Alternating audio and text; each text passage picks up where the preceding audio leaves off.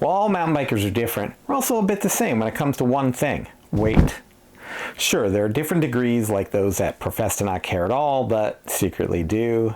And then there are weight weenies that measure every gram. For the majority of us, it's a lot easier and cheaper to take weight off our bodies than the bike, but that's where you run into something you've likely heard of before: sprung versus unsprung weight.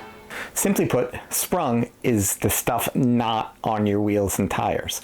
Unsprung are the wheels and tires. They're also called rotational mass. It can get very technical if you want to dig deeper, but let me simplify it a bit. By reducing the unsprung mass of a bike, you also reduce the amount of weight that your engine, your legs, needs to be defeated to accelerate the bike. As a result, lowering unsprung mass means higher rates of acceleration and shorter braking distances. How much of a difference does unsprung weight make?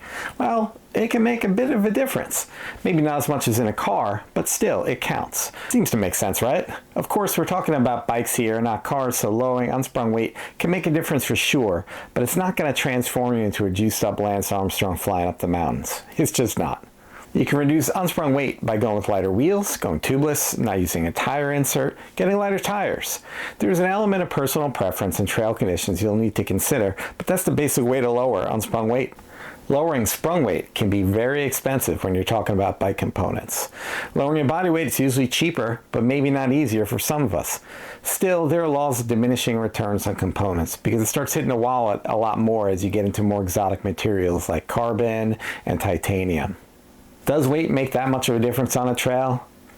Probably not. And you got bikes that weigh 30 pounds, you got bikes that weigh 45 pounds. People are still riding them out on the trail. As I said, one way to lower unsprung weight is to change your wheels and tires. I've got an old wheel here with a tube in it and a 2.1 tire. Let's check out the weight.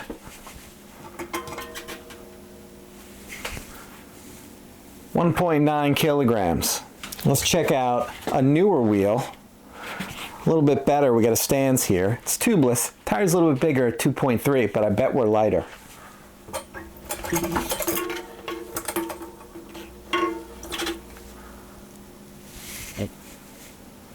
1.49 kilograms. So there you go. It's not a huge difference, but it is a difference. And you multiply that by 2, and you save a little weight. Now you might be thinking, who is going to get a discount bike, maybe a little bit of a cheaper bike, and then spend a couple hundred on new wheels? Well, I think it's one of the best upgrades you can make. Not only will you help lower your unsprung weight, you're also going to have a better ride. It's just, you'll feel the difference.